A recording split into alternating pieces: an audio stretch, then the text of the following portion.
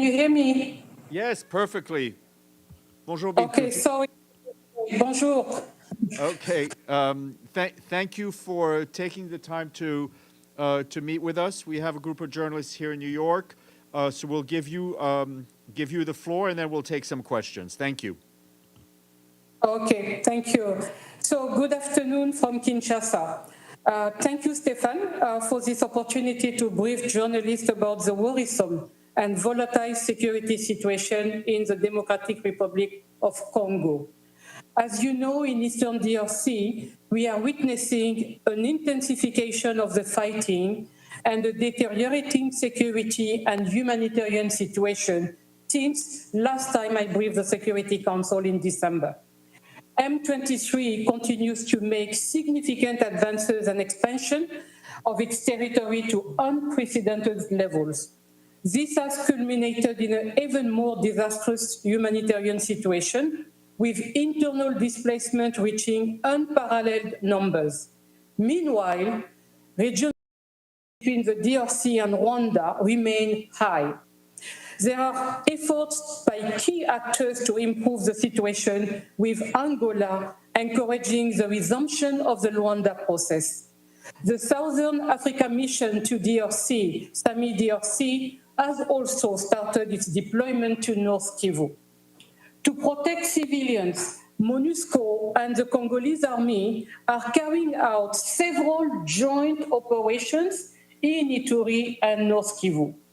Since November, Operation Springbok has established defensive positions around all the axes leading to Goma and Sake. It was reinforced in February 24 after repelling the M23 offensive on Sake. In Ituri, since February, the security situation in Djougou territory has been deteriorating. The Zaire and Codeco groups resumed hostilities, attacking and killing dozens of civilians.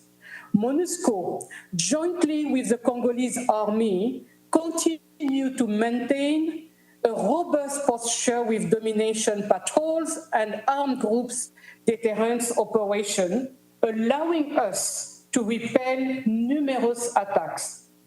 I reiterate the Secretary General's call to all armed groups to lay down weapons and engage in disarmament programs. We must collectively pay more attention to the deepening humanitarian crisis stemming from the M23 escalation in North Kivu and prolonged armed violence in Ituri and South Kivu. According to the United Nations Office for the Coordination of Humanitarian Affairs, OCHA, more than 71 million people are internally displaced in Eastern DRC, an increase of 800,000 since my last briefing some 3 months ago. 23.4 million people are food insecure, which means that 1 in 4 Congolese faces hunger and malnutrition, making the Democratic Republic of Congo the country most affected by food insecurity. This humanitarian catastrophe requires a strong response from the international community. The 2024 Humanitarian Response Plan remains woefully underfunded. The aim is to raise 2.6 billion, but as of today, only 14.2% of that amount has been raised. Already, the country's humanitarian response plan for 2023 remained significantly underfunded, with only 40% of the 2.25 billion required today. Considering these challenges, I would like to reaffirm that military engagement has to go hand in hand with continued investment by the Congolese authorities in regional, national, and local peace processes. This must be complemented by a profound reform of the security sector and the operationalization of the program of disarmament, community reinsertion, and stabilization PDDRCS. On another note, I strongly condemn any attack against United Nations personnel. Our peacekeepers occupying defensive position as part of Operation Springbok have come under almost daily direct and indirect fire from a variety of actors. More recently, mortars launched by the M23 landed on MONUSCO bases near Sake, injuring 8 peacekeepers. More seriously, another attack injured 6 MONUSCO civilian staff. Additionally, the assault of on the United Nations and the international community by Kinshasa protesters on February 10 underscores the widening security challenges we face. Just now, as I was briefing of the Council, there was a report of an attack by M23 on Mubambiro base, where SAMI DRC is deployed. And while I don't have all the details right now, but there are a number of casualties, including among civilians, and I believe also FRDC, and accommodations from SAMI DRC have been destroyed based on the explosions that happened in that camp. So just to illustrate, human rights violations and abuses in the conflict-affected provinces are monitored. Between December 23 and March 24, UN Joint Human Rights Office recorded at least 1,059 cases. Of all the incidents documented, 71% were committed by armed groups and 29% by state agents. Last month, we handed over to the Congolese National Police our base in Kamanyola.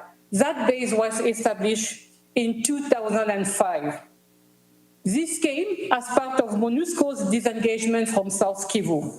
In advancing our withdrawal process, several quantitative and qualitative indicators have been jointly identified with the government to guide the way forward. The next assessment, scheduled for April, will confirm the advancement of the handover and closure of bases. Just for information, we are waiting for the closure and handing over of 9 bases.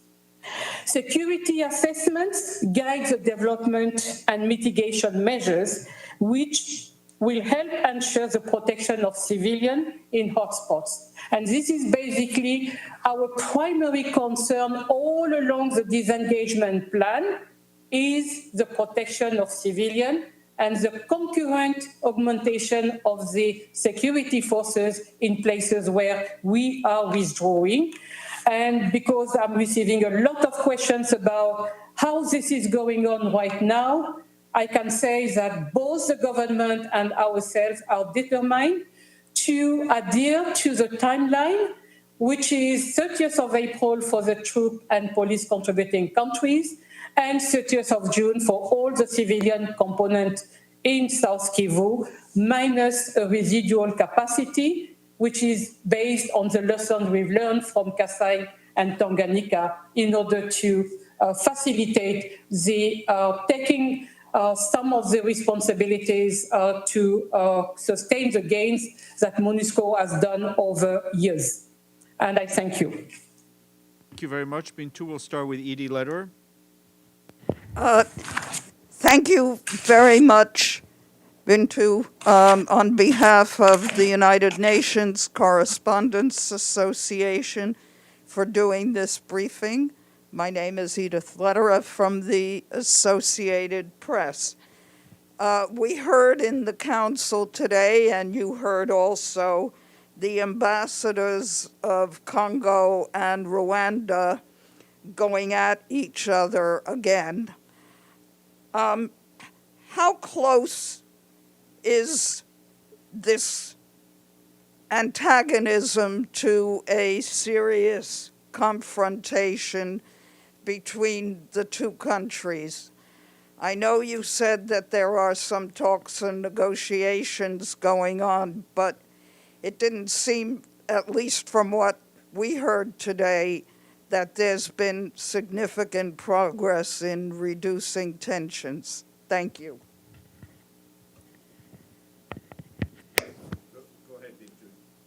Go ahead, Bintou. Thank you. Okay, so I think, first of all, thank you for the question and also for setting the stage of the dynamics which went into the briefing this morning. I would say that even though the tension seems very high in the way they are engaging with each other, I have participated in a number of talks, including in Rwanda, and I can say that in spite of these, it's important that the work the President João Lourenço is doing. We had a pause for quite some time during the preparation of the elections on December, and then quite after that. But from the Addis summit in February, there was a real effort to ensure that these two countries at various levels are talking and engaging and trying to carve a path forward.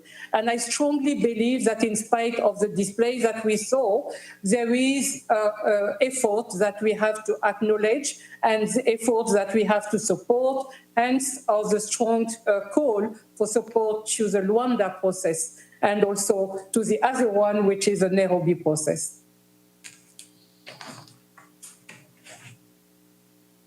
Amélie, Agence France Presse. Thanks. Amélie Bottelier from AFP News Agency.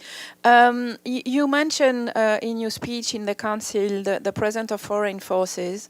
Many Council members point the finger directly at Rwanda. Why? I mean, can you tell us more about these foreign forces? Can you tell us if it's Rwanda and how much of them are on the DRC territory? Thank you. Thank you very much for the questions. I know that everyone wants me to talk about this, and I would say that we have a mechanism with the Security Council, which is a group of experts reporting to the Sanctions Committee, and their reports, from the way I know it, are at the knowledge of each and every one. So I would encourage to go and read the group of experts reports, which are really putting the facts on the table, and it is up to the Sanctions Committee and the Security Council to make the decisions that have to follow. Thank you, Ms. Keita. Nade from Al Jazeera English. The ambassador for the DRC mentioned that natural resources play a large role in motivating the presence of foreign forces in the DRC. Can you please comment or elaborate on the role of natural resources when it comes to the conflict and why it continues? Thank you very much for the question. So what I can say is everyone analyzing for decades the situation in Eastern DRC, there is one consensus: natural resources, illegal exploitation of natural resources is part of the equation which needs to be resolved.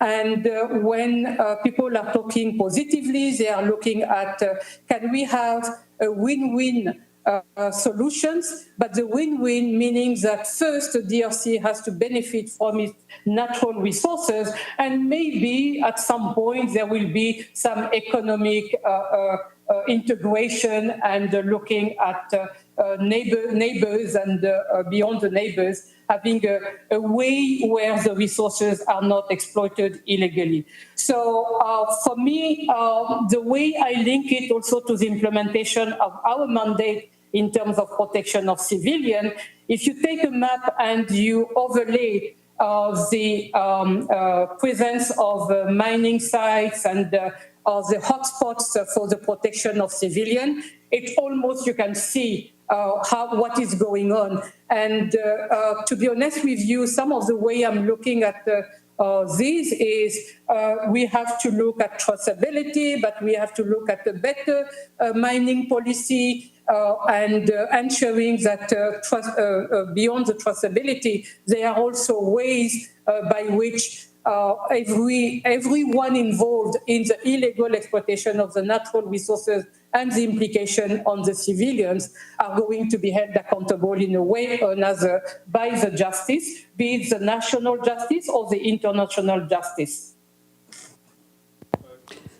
Hi, my name is Dulcie Leinbach from Pass Blue. I just wanted to clarify, you said that the TCC and PCC are withdrawing from South Kivu from as of the 30th of April? I think. Yes, when we signed the disengagement plan on 21st November with the government and precisely the Vice Prime Minister, Minister of Foreign Affairs, it is said in the plan that on 30th of April, you have to have a countdown because you don't move TCCs and PCCs the day for the next. You have to have a countdown, and then you look at all the logistics and everything which needs to happen for the troops to be repatriated. So we are in this process where in the disengagement plan, we have a milestone which is 30th of April.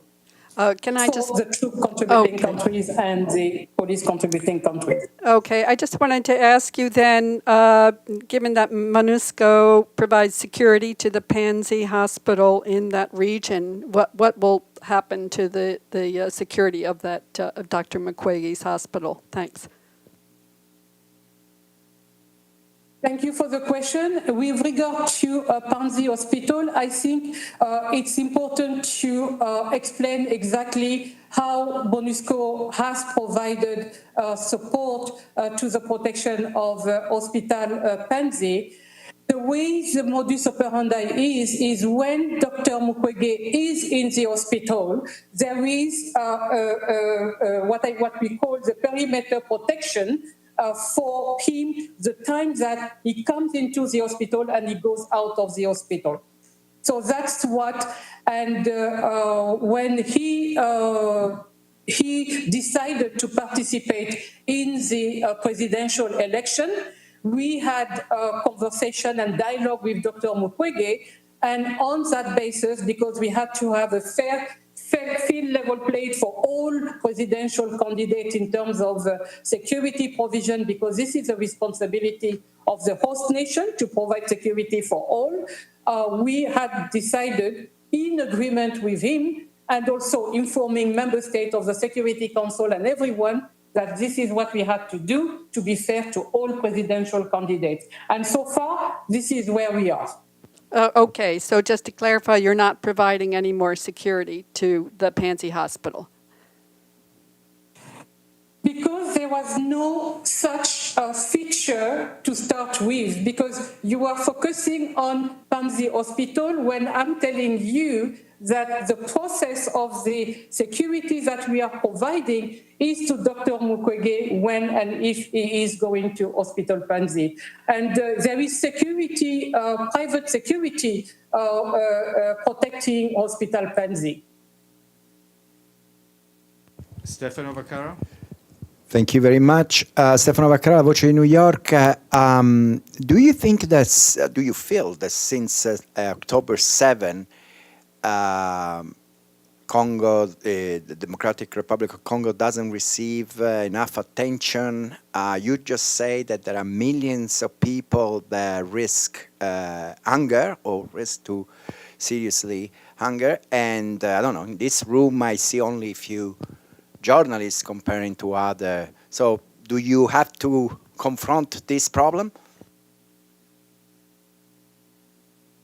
I can tell you that, thank you for the question and the observation. It's really a challenge to maintain DRC on the radar at the international level compared to other crises. So I'm not saying that there are differences in per se, but the fact that this has been going on for years, maybe there is a fatigue which explains that, but nonetheless, the implication and the consequences for the population has really to be flagged over and over and over. And I have to say that when we are having high-level visits in DRC, it helps emphasizing again the situation, the very dire situation and the suffering of the Congolese population in Eastern DRC. So I hope that somehow the world is going not to forget that while we have many crises to juggle, the effect of hunger, the effect of not benefiting from shelter, from proper hygiene, and we have the consequences linked to cholera, measles, and all kinds of diseases. It's very important that we remember that anyone in that situation is suffering of the same consequences and deserves the same level of attention in spite of the fatigue. Great. Bintou, thank you very much. I don't see any other questions, but we really appreciate you taking the time. It's important for us, and I hope it's important for you. And bonne journée et bon courage.